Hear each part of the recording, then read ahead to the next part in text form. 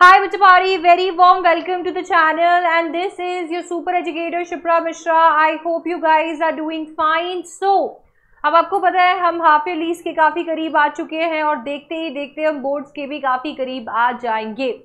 और ये चीज़ मुझे आपको अभी बताना बहुत ज़्यादा ज़रूरी हो गया है that English is not just about literature. हर साल मैं ये चीज़ बच्चों को इसलिए एक्सप्लेन करती हूँ क्योंकि हम जिन पिछले क्लासेस से आ रहे हैं उसमें हम बहुत ज़्यादा एम्फसाइज करते हैं सिर्फ लिटरेचर पे, हम बाकी सारे सेक्शंस पे उतना फोकस नहीं करते हैं। हाउएवर क्लास 12th के अंदर आपको इक्वल फोकस रखना है तीनों सेक्शंस पे, चाहे वो रीडिंग सेक्शन हो, राइटिंग सेक्शन हो या फिर लिटरेचर। जहाँ पर आपको रीडिंग सेक्शन यानी कि रीडिंग कॉम्प्रहेंशन पैसेजेस CUET जैसे एंट्रेंस एग्जाम्स में भी पूछे जाते हैं, वहीं पर रीडिंग सेक्शन 22 मार्क्स का है आउट ऑफ 80 मार्क्स। इसके साथ में राइटिंग सेक्शन भी उतना ही इंपॉर्टेंट है क्योंकि उससे भी ऑब्जेक्टिव क्वेश्चन CUET जैसे एंट्रेंस एग्जाम में पूछे जा सकते हैं। आज के इस वीडियो के अंदर मैं आपसे यही शेयर करने वाली हूँ कि आखिरकार आप रीडिंग सेक्शन के अंदर फुल मार्क्स कैसे ला सकते हैं, आप किस तरीके से क्वेश्चंस को अप्रोच कर सकते हैं ताकि आप यहाँ पर 22 आउट ऑफ 22 स्कोर कर सकें। तो चलिए फिर शुरू करते हैं। सबसे पहले आपको बता देती हूँ कि रीडिंग सेक्शन में कुछ बदलाव हैं। पहली बात तो ये है कि रीडिंग सेक्शन पिछले साल तक 20 नंबर में आया करता था और अब से रीडिंग सेक्शन 22 नंबर में पूछा जाएगा। इसके बाद में रीडिंग सेक्शन जो है इसके अंदर दो तरीके के क्वेश्चंस पूछे जाते हैं। पहला है MCQs और दूसरे हैं सब्जेक्टिव क्वेश्चन। बहुत बार हम ये सोचते हैं कि रीडिंग कॉम्प्रहेंशन जैसे पिछले साल तक MCQs में पूछा जाता था तो अभी भी MCQ में पूछा जाएगा और मुझे MCQs की ही तैयारी करनी है, बट ये अप्रोच बिल्कुल गलत होगा। आपको रीडिंग सेक्शन में एक ही पैसेज से MCQs और सब्जेक्टिव क्वेश्चंस पूछे जाएंगे, तो एक ही पैसेज से MCQs और सब्जेक्टिव क्वेश्चंस को टैकल करने की टेक्निक सीखनी है, उसे मास्टर करना है प्रैक्टिस करके। दो क्वेश्चंस इन टोटल आपको पूरे पेपर में पूछे जाएंगे, तो क्वेश्चन नंबर 1 और क्वेश्चन नंबर 2 आपके पेपर में रीडिंग सेक्शन से होगा। 22 नंबर मायने रखते हैं जब 80 नंबर का पेपर है और ऑफ कोर्स जब आप 100 और 100 स्कोर करना टारगेट कर रहे हैं। अब डिस्कस कर लेते हैं कि आखिरकार MCQs को और सब्जेक्टिव क्वेश्चंस को हम कैसे टैकल करेंगे। बट इससे पहले कि हम वहां जाएं, मैं आपके साथ में ये शेयर करना चाहती हूँ कि रीडिंग कॉम्प्रहेंशन जो है वो उसके साथ आपको दोस्ती करनी पड़ेगी, वो आपके पेशेंस को डिमांड करेगा। आप उसके साथ में ऐसा नहीं फील कर सकते हो कि अभी तक मैंने इतना प्रैक्टिस किया, ये किया, वो किया, क्वेश्चन नहीं हो रहे हैं, टाइम लग रहा है, आंसर नहीं आ रहा है एंड ऑल दैट। आपको इसे बहुत ही पेशेंटली अप्रोच करना है। सबसे पहले तो आज की इस क्लास को पूरा लास्ट तक देखना है ताकि आप समझो किस तरीके से आप क्वेश्चंस को टैकल करोगे। जब आप पूरा थ्योरेटिकल एस्पेक्ट रीडिंग सेक्शन का देख चुके हो तो उसके बाद में आपको प्रैक्टिसेस करना शुरू करना है। और रीडिंग कॉम्प्रहेंशन की प्रैक्टिस आपको रेगुलर बेसिस पे अपने रूटीन में शामिल करनी है, क्योंकि इससे ना तो सिर्फ आप एक बहुत ही एक्टिव रीडर बनते हो बल्कि आपकी कॉम्प्रहेंशन स्किल्स भी बहुत बढ़ती हैं। आप ज़्यादा बेटर तरीके से किसी चीज़ को समझते हो, कही हुई बात को समझने लगते हो। तो ये ना तो सिर्फ और सिर्फ आपके एग्जाम के लिए इंपॉर्टेंट है बट आपके कॉग्निटिव स्किल्स के लिए भी बहुत इंपॉर्टेंट है। रोज एक रीडिंग कॉम्प्रहेंशन का क्वेश्चन सॉल्व कर लीजिए। टाइम कम है तो ऑल्टरनेटिवली कर लीजिए, और ज़्यादा कम है तो वीकली बेसिस पे करिए, पर एक फ्रीक्वेंसी ज़रूर सेट कीजिए।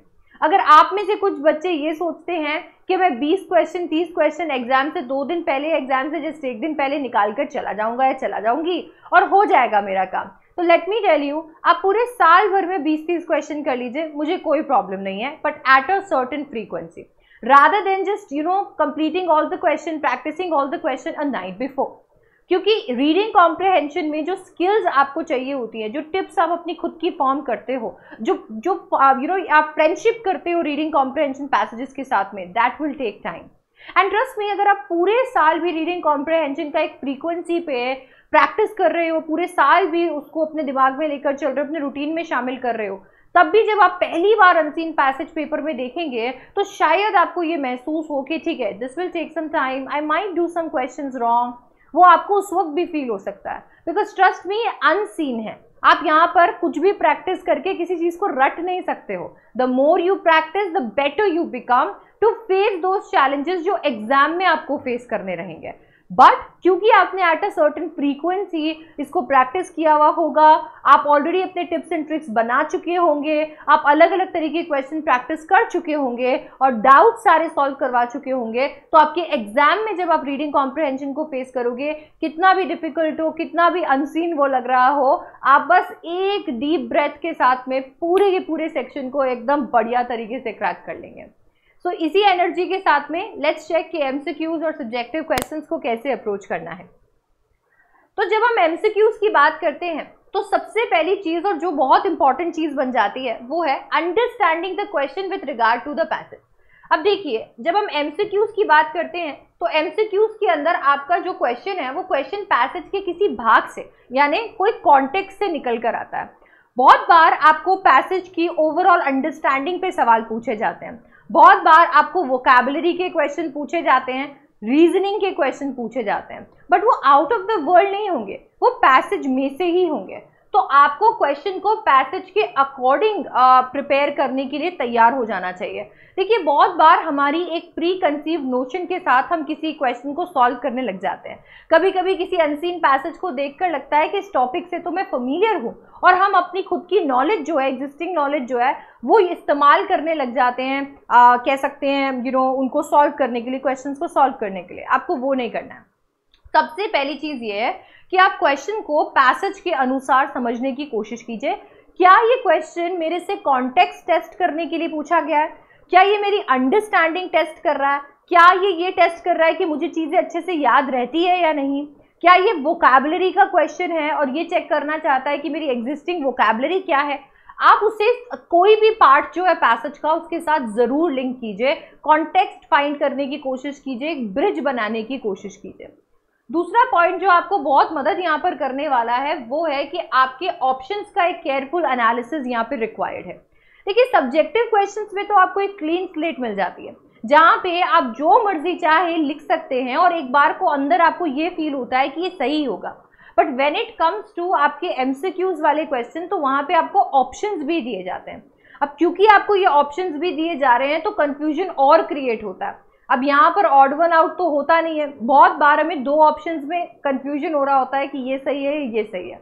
तो आप सारे ऑप्शंस को अच्छी तरीके से एनालाइज कीजिए और इसके साथ साथ में हर ऑप्शन को इवैल्यूएट कीजिए कि कौन सा ऑप्शन सही हो सकता है और क्यों, और कौन सा ऑप्शन गलत हो सकता है और क्यों। जब आप ये करते हैं तो आपके चांसेस करेक्ट ऑप्शन को मार्क करने के ज्यादा बढ़ जाते हैं। एमसीक्यूज में जो सबसे ज्यादा मदद करता है वो है एलिमिनेशन। एलिमिनेशन मेथड का इस्तेमाल आपको करना चाहिए जब आप एमसीक्यूज टैकल कर रहे हैं। कभी भी आप इस अप्रोच के साथ एमसीक्यूज को टैकल मत कीजिए कि मुझे सही आंसर ढूंढना है। इनफैक्ट इस अप्रोच के साथ एमसीक्यू को टैकल कीजिए कि मुझे गलत आंसर्स को एलिमिनेट करना है। मैं जितने ज्यादा गलत आंसर्स एलिमिनेट करूंगा उतना ज्यादा हो सकता है करेक्ट आंसर के करीब पहुंच जाऊं। तो यहाँ पर एलिमिनेशन इज द की। आप एलिमिनेट कीजिए एक के बाद ऑप्शंस को और आपके पास जो बचेगा ऑफ कोर्स वो आपका करेक्ट आंसर होगा। ये भी बहुत बार ट्रिकी हो जाता है जब आपको 4 ऑप्शंस में से 2 ऑप्शंस इजीली एलिमिनेट आप कर सकते हो और आपको 2 ऑप्शंस ऐसे मिल जाते हैं जिनके बीच में आपका कंफ्यूजन होता है। ऐसे में अगर आपने बहुत अच्छे से पैसेज के साथ क्वेश्चन को लिंक किया है तो आप एक चॉइस मेक कर पाओगे। कमिंग टू सब्जेक्टिव क्वेश्चंस, यहाँ पे क्वेश्चन और उसके कीवर्ड्स को समझना ज्यादा इंपॉर्टेंट है।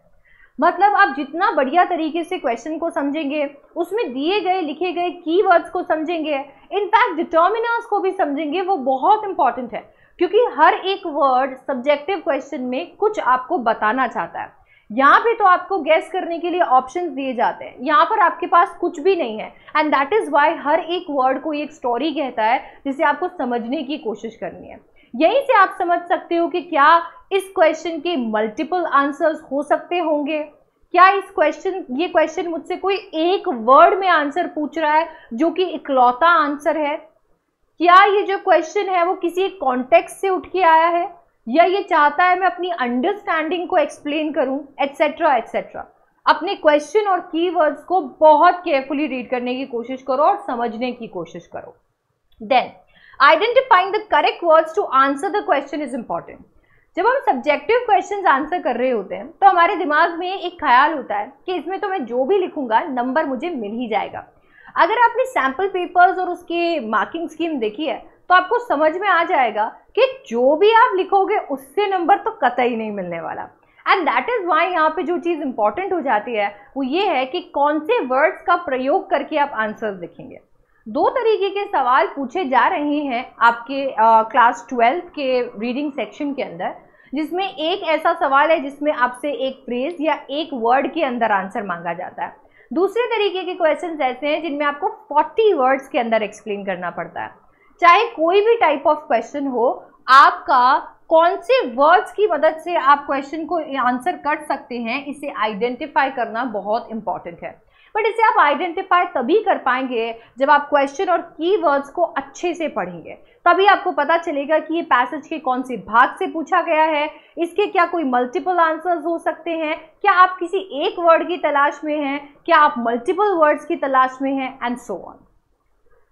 थिंक लाइक द ऑथर, ये बहुत ज़्यादा इंपॉर्टेंट है क्योंकि यहाँ पर आप खुद ऑथर हो, आपको ऑथर के शूज में स्टेप करना पड़ेगा in order to answer the kind of question जो कि पूछे जाते हैं।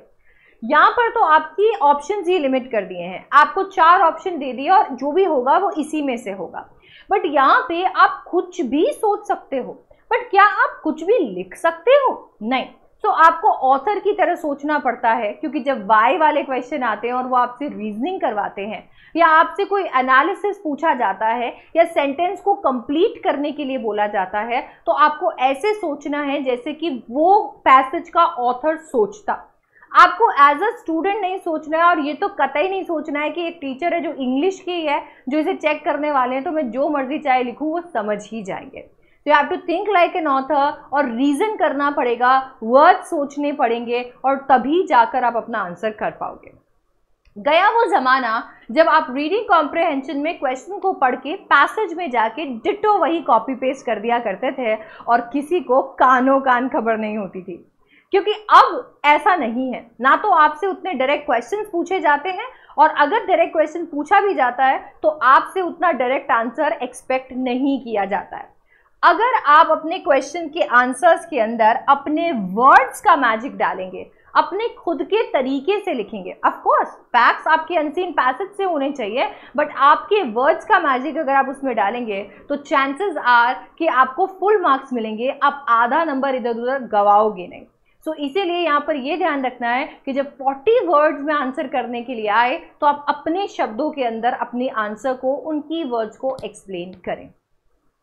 अभी जब हम ये रीडिंग सेक्शन की शुरुआत ही कर रहे हैं, ये आज आपने इंट्रोडक्शन ही देखा है जिसके अंदर मैंने आपको ये बताना है कि कैसे आप इन सारी चीज़ों को दिमाग में रख के 22 में से 22 लेकर आ रहे हैं, तो मुझे लगता है इतना काफ़ी है। बट गोइंग फॉरवर्ड मैं आपको इसके बारे में और बताऊंगी, हम हर एक चीज़ को और डेप्थ में डिस्कस करेंगे। एंड ऑफ कोर्स आप मुझे अपने सारे डाउट्स कमेंट सेक्शन में बता सकते हैं, एंड उनको भी मैं अपने नेक्स्ट वीडियोज़ में कवर करने वाली हूँ, तो वो तो होने ही वाला है। बट अगर आप इसी तरीके के वीडियोस मिस नहीं करना चाहते हैं तो चैनल को सब्सक्राइब कर लीजिए और रुकिए, क्योंकि मेरे पास में कुछ बहुत ही एक्साइटिंग है आपको दिखाने के लिए। सबसे ज़्यादा इम्पॉर्टेंट चीज़ जो है वो है आपके टीचर्स के साथ में एकदम बिंदास होके पढ़ना, क्योंकि आपको पता है कभी कभी हम लोग पढ़ाई के अंदर इतने ज़्यादा टेंशन में आ जाता है पढ़ाई को लेकर, कैसे पढ़ेंगे, कैसे कवर करेंगे, क्या एग्जाम्स में लिखेंगे, कैसे लिखेंगे, एग्जाम कैसे आएंगे। बट बस वो आपके एक फेवरेट टीचर और उनका एक लेक्चर सारी टेंशन हटा देता है। ऐसे ही फीलिंग को जनरेट करने के लिए आपके लिए हम लेकर आए अशोका बैच PCM 2.0, और इसी तरीके से आपको और बैचेस मिल जाएंगे जो 27 जुलाई से शुरू हो रहे हैं। इंग्लिश में शुरू हो रहे हैं आपके फेवरेट एजुकेटर्स के साथ में, जिनकी बस एक लेक्चर से सारी टेंशन खत्म हो जाती है।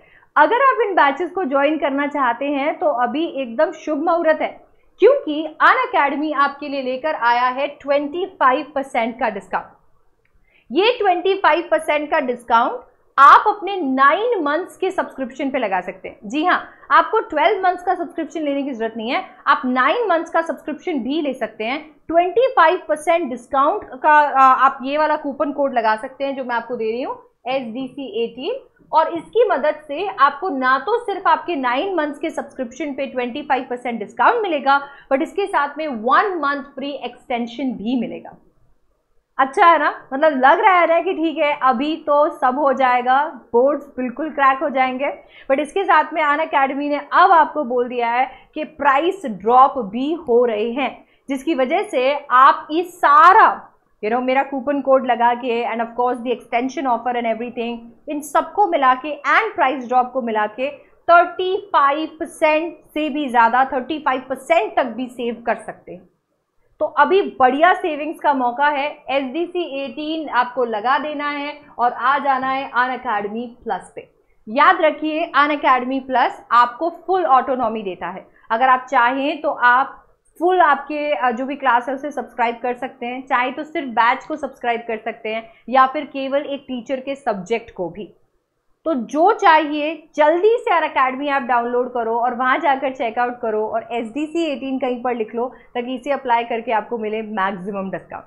Thank you so much for watching this video and अगर आप अभी तक यहाँ पर रुके हो तो थैंक यू सो मच, आपने इस वीडियो को इतना प्यार दिया है और मैं आपसे मिलने वाली हूँ नेक्स्ट वीडियो में। Till then bye bye, take care, see you.